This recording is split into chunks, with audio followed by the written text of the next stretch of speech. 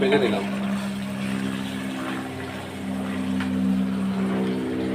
এবার একটু রসুন দিচ্ছি, মরিচ দিলাম, মরিচের গুঁড়া দিলাম, হলুদের গুঁড়া দিলাম, এবার একটু লবণ দিলাম। এগুলো এখন ভালোভাবে নেড়ে দিচ্ছি।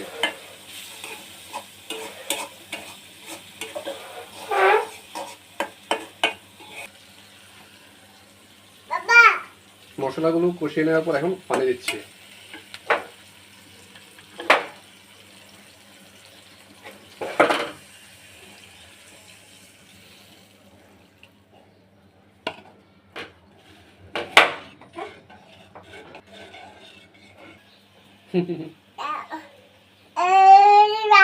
বাবা